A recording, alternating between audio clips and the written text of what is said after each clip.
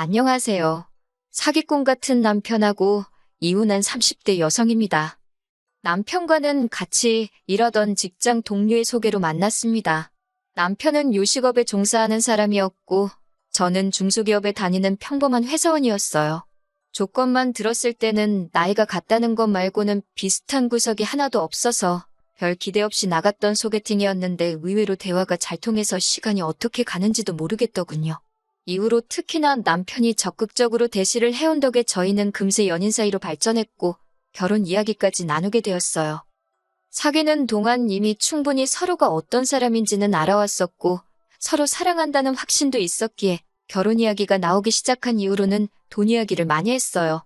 남편의 월 수입은 한 달에 400 정도였지만 근무 시간이 워낙 길어서 잘 번다고 말하기는 어딘가 부족한 상황이었지요.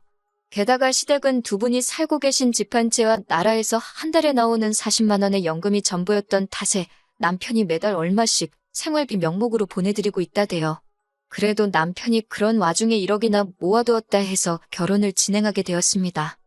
한편 저희 친정은 서울에서 2시간 거리에 있어요.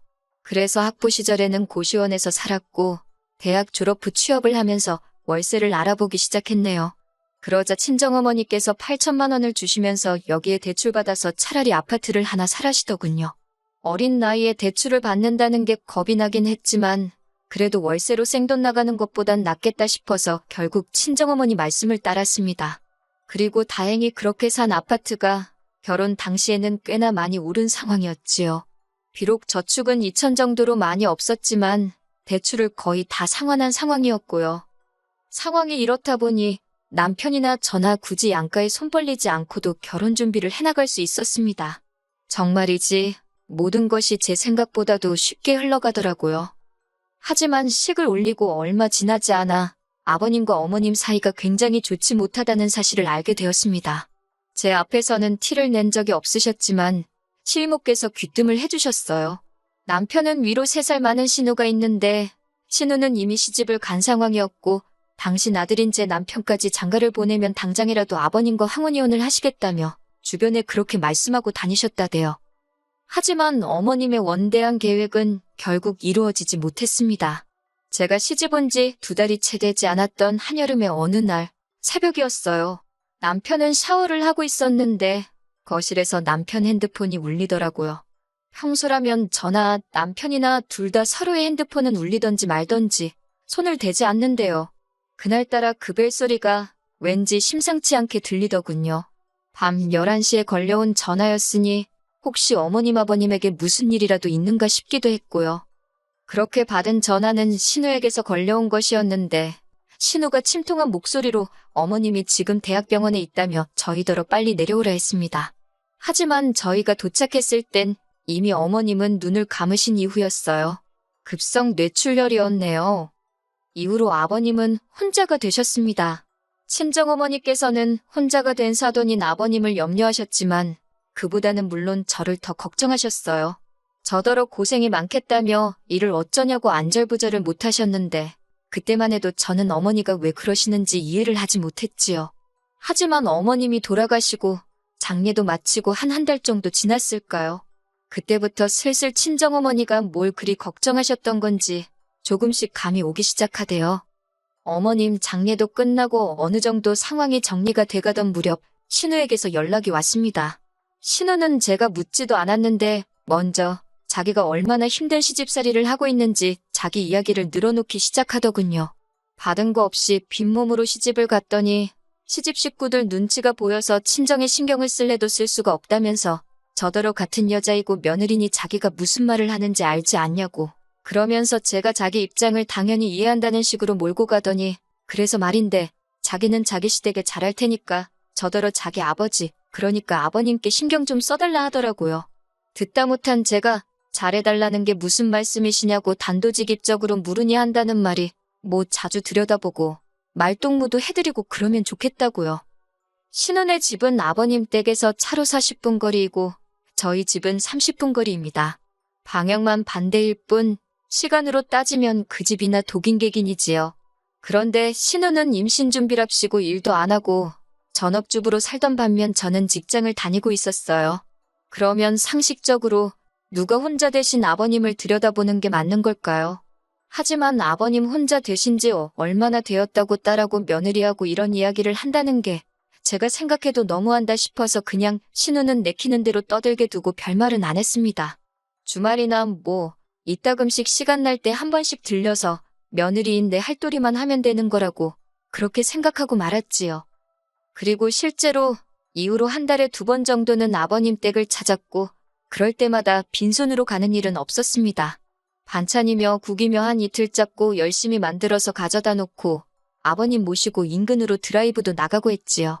친구분들하고 한 번씩 맛있는 것도 사드시라고 용돈도 1, 20만 원 챙겨드리고 솔직히 저희가 애가 없었으니 아주 빡빡한 살림살이는 아니었거든요. 그래서 좀 더 여유 있게 신경 써드릴 수 있었어요. 그렇다고 생색을 내자는 건 아니었지만 저희도 저희 딴에는 최선을 다한 거지요. 그런데 호의가 계속되면 호구인 줄 안다, 권리인 줄 안다. 정말 사람들이 그렇게 생각하겠냐 싶었는데 정말 그렇게 생각하더라고요. 처음엔 그런 저희 마음 씀씀이에 고마워하던 남편도 언젠가부터는 고맙다는 말 대신 이번엔 이것밖에 없냐는 식으로 말을 하더라니까요. 한 번은 제가 밑반찬을 4가지 정도 만들고 국은 2가지 종류를 끓였는데 남편이 보더니 이거 가지고 며칠이나 드시겠냐면서 요새 드라마 많이 보더니 그 시간에 하나 정도는 더 할 수 있지 않았겠냐입니다. 그 소리를 듣는데 순간 말 그대로 짜증이 나더라고요. 드라마를 보든 잠을 자든 내 마음이고 반찬을 하는 것도 내 마음인데 그렇게 내가 뭐 하는지 감시하고 있을 시간에 당신이 반찬 하나라도 더 하지 그랬냐고 쏘아붙여버렸습니다. 그랬더니 남편이 그제서야 한다는 소리가 자기는 농담한 거라는데 농담이나 마나 얼마나 재수가 없던지요. 그러다 아버님의 생신이 돌아왔습니다. 그런데 생신을 일주일 앞둔 시점까지도 남편도 그렇고 신우도 그렇고 가타부타 어떻게 하자는 말이 없더라고요. 꼭 저 혼자서만 어떻게 해야 할지 고민을 하는 기분이었어요. 그래도 어머님이 돌아가신 이후로 처음 맞는 아버님 생신이기도 했고 어머님이 살아계셨다면 미역국에 이것저것 챙겨드리지 않았을까 싶어서 신우에게 아버님 댁으로 오라 했습니다. 거기서 제가 미역국도 끓이고 불고기도 하고 기본적인 생일상은 차렸네요.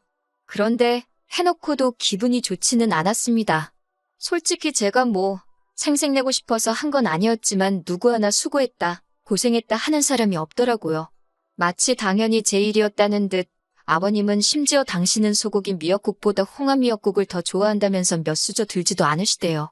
아니 누가 저한테 아버님 홍합 미역국 좋아한다고 알려준 사람이 있기란가. 그렇다고 제가 무슨 사전 조사라도 했어야 하는 건지 허탈하고 허무하더라니까요. 그래서 이후로는 솔직히 그간 반찬이고 뭐고 아버님 댁에 해가던 것들을 서서히 줄였습니다. 그 무렵 직장에서 승진을 하면서 일이 많아지기도 했고요. 다른 사람들이 어떻게 생각할지 모르겠지만 어찌됐건 저한테는 제 일과 가정이 먼저였지 아버님을 챙겨드리는 건 어디까지나 제 호의로 하는 일이었으니까요. 그렇게 한 달쯤 지났을 무렵 또다시 신우에게서 연락이 왔습니다. 자기가 엊그제 아버님 댁에 다녀왔는데 냉장고도 텅텅 비어있고 빨래도 쌓여있고 청소도 하나도 안 되어 있더라면서 그래서 자기가 그거 다 해놓고 나오느라 죽는 줄 알았다고 어찌나 앓는 소리를 하던지요. 그런 신우에게 저는 그러셨나고 고생 많이 하셨다 했습니다. 그랬더니 신우가 한다는 말이 자기가 제 할 일을 대신 해준 거라는데 황당하더라고요. 제가 신우더러 그게 왜 제 할 일이냐 하니까 신우가 그럼 시아버지를 며느리가 챙기지 누가 챙기냐고 그래요. 어찌나 뻔뻔하게 말하는지 순간 신우가 머리에 총 맞았나 그런 생각이 들더라니까요. 결국 신우더러 아버님이 저하고 피 한 방울이 섞이길 하셨냐, 아버님이 저를 키우기를 하셨냐, 아버님 은혜를 입은 언니든 아니면 제 남편이든 2사람이 챙겨야지.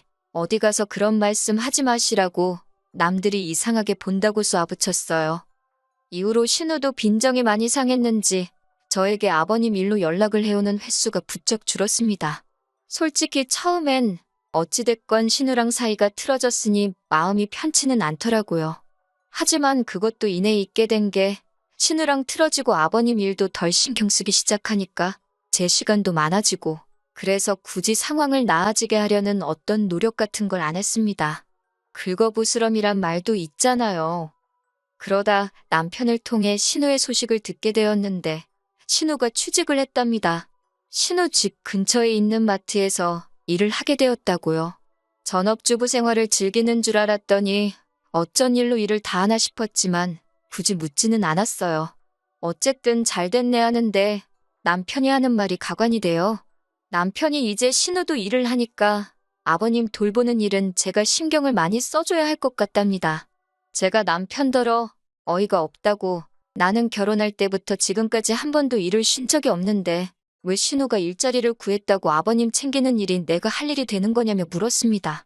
그러자 남편이 그러면 어쩌냐고 오히려 저에게 반문을 해요. 짜증이 나서 당신이랑 신우랑 둘이 머리를 맞대고 상의해보라고 나한테 떠넘길 생각하지 말라고 쏘아붙였어요. 하지만 제가 말은 그렇게 했지만 아예 아버님을 모른 척 할 수는 없잖아요. 그럴 생각도 없었고요. 그래서 예전처럼 한 달에 두세 번은 남편과 함께 때로는 혼자서 아버님을 찾았습니다. 하지만 역시나 저희 아버님 한 번을 고맙다 소리를 안 하시대요. 그래도 그냥 제 마음 편하자고 하는 일이다 생각하고 타박안 하시는 게 어디냐 무뚝뚝한 양반이시다 그렇게 생각하고 말았습니다. 그러다 작년 여름에서 가을로 넘어가던 무렵부터 아버님이 툭하면 심심하다 외롭다 소리를 하시더라고요. 특히 혼자 식사하는 게 너무 싫으시다며 걸핏하며 저와 남편더러 아버님 댁에 들려 저녁을 같이 먹고 가라 하시는 거예요. 처음에는 몇 번 맞춰드리다가 빈도수가 일주일에 두세 번으로 잦아지면서는 도저히 안 되겠다 싶어서 저는 못 가고 남편만 가고 아니면 둘 다 못 가고 그랬습니다. 그랬더니 이건 뭐 단식투쟁도 아니고 그냥 식사를 안 하겠다고 하시는데 솔직히 저는 그런 아버님의 협박이 귀엽고 동시에 귀찮다고 느꼈을 뿐 그다지 심각하게 와닿지는 않더라고요. 하지만 아무래도 남편은 자식이니 달랐던 모양이에요. 별 걱정 없는 저를 향해서 시부모도 부모라며 장인어른이 그러셨어도 이렇게 천하태평일 수 있냐는 둥 저러다 아버님 쓰러지시면 제가 책임질 거냐는 둥 걱정을 사서 하더라고요. 그러더니 급기야 하루는 자기가 아무리 생각해봐도 달리 떠오르는 방법이 없다면서 아버님을 모시고 살잡니다. 지금 아버님이 사시는 집은 팔고 올라오시게 해야겠대요. 황당해서 지금 사는 집이 내 집인 건 알고 있냐. 그런데 그렇게 멋대로 결정을 하는 게 어딨냐. 안 된다 했습니다. 그랬더니 자기도 저랑 결혼할 때 빈손으로 온 거 아니라면서 무조건 모셔야겠다고 맞서더라고요. 남편이 1억을 들고 온 건 사실입니다. 하지만 그 1억 중 5천만 원이 남편이 몰고 다니는 차를 사는데 들어갔고 나머지 5천도 가정가구와 같은 혼수에 쓰였어요. 가정가구도 순전히 남편의 고집과 취향이 반영되다 보니 가격대가 올라갔을 뿐이고요. 그리고 저희가 살고 있는 아파트는 6억짜리였고 세금도 제 명의라는 이유로 오롯이 저 혼자 감당하기로 한 상황이었습니다. 그런데 갑자기 아버님을 모시고 오겠다니 저로서는 황당하기 짝이 없었지요.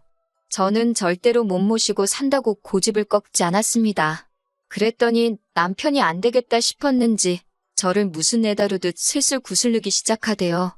아버님이 집 팔고 나면 그 돈이 다 누구 차지가 되겠냐.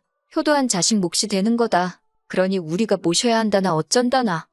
남편이 하도 간곡히 부탁하고 저도 마음이 편치 않아 이리저리 생각도 하고 계산도 하고 그러다 일단 아버님 집의 시세라도 알아봐야겠다 싶어서 부동산에 가서 물으니 시장이 안 좋아서 많이 받아야 2억이나 받겠다 하대요. 그러면서 공인중개사가 지나가는 말처럼 등기부등본을 한번 확인해보라길래 말대로 했습니다. 그랬더니 세상에 대출이 1억이 넘게 걸려있더라고요. 어이가 없어서 저는 그날 밤 남편더러 대출부터 시작해서 제가 알게 된 사실들을 이야기했습니다. 그런데 남편 반응이 생각보다 뜨뜻미지근한 게 마치 알고 있던 사람 같더라고요. 그러더니 순간 뭔가 제 뒤통수를 강하게 후려치는 느낌이 들었고 제가 남편에게 아버님이 받으신 대출이 혹시 당신이 결혼할 때 모았다며 들고 온 돈이냐 물었습니다. 그랬더니 남편이 아니라고 부정을 안 하더라고요. 그리고 얼마간의 시간이 흘렀을까요?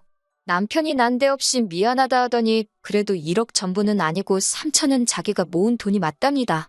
황당하고 기가 차서 뭐라고 대꾸해야 할지도 모르겠더군요. 그런 저를 향해 남편이 한다는 말이 이제 저도 자기가 왜 아버님을 모시고 살자 하는지 좀 이해가 되지 않냐면서 우리가 결혼할 때 받은 것도 있으니 우리가 쓴 돈 갚는다 생각하고 모시고 살잡니다. 그놈의 우리가 소리를 얼마나 해대던지 화가 머리끝까지 난 제가 우리가 소리 한 번만 더 하면 입을 찢어놓겠다 했어요. 그리고 우리는 무슨 우리 개풀 뜯어먹는 소리 하지 말라고 애시당초 당신이 모아둔 돈이 3천밖에 없다 했으면 결혼을 좀 미루더라도 기다렸을 거라고 나한테 거짓말 친 것도 부족해서 책임은 같이 지자니 무슨 사람이 일이 뻔뻔하냐고 따지고 들었습니다. 이후로 남편은 저를 너무 사랑해서 그랬다. 놓칠까봐 무서웠다. 온갖 가머니설로 제 마음을 돌려놓으려고 하더라고요. 하지만 생각할수록 남편이 괘씸하고 그렇다고 혼자 지내실 아버님을 모른 척 하자니 제 마음이 너무 불편해서 말 그대로 이 꼴 저 꼴 안 보고 지내는 게 최선이겠다 싶더라고요. 그래서 남편에게 헤어지자 했습니다. 겨우 2년 살고 이렇게 끝을 볼 줄 알았다면 처음부터 시작도 하지 않았을 거라는 원망을 퍼붓고는 끝내자 했어요. 남편은 아버님 모시고 살자 소리는 다시 안 하겠다며 자기의 진심을 알아달라고 말 그대로 제 바짓가랑이를 잡고 늘어졌지만 제가 제 성격에 끌려다니게 될 걸 너무 잘 알았기에 냉정하게 뿌리쳤네요. 결국 남편은 제 집에서 나갔고 위자료는 따로 오가지 않았습니다. 가져온 1억에서 남편 차값과 결혼식 비용 그리고 남편이 우겨서 산 가정가구 등을 제외하고 나니 한 1,000만 원 정도 남더라고요. 신우가 그 1,000만 원은 돌려달라고 민사를 꺼내 어쩌네 하길래 걸라 했습니다. 이 부분은 앞으로 어떻게 될지 모르겠는데 적어도 저도 당하고만 있지는 않겠다는 생각이에요. 그렇게 헤어진 지 이제 막 2달이 되어가네요. 시간은 참 빨리 흘러가고 사람 마음도 금세 무뎌져 가지요. 남편의 행복을 빌어줄 정도로 제가 대인배는 못 되지만 적어도 아버님만큼은 어디 아프지 마시고 남은 여생 외롭지 않게 지내다 가셨으면 좋겠습니다.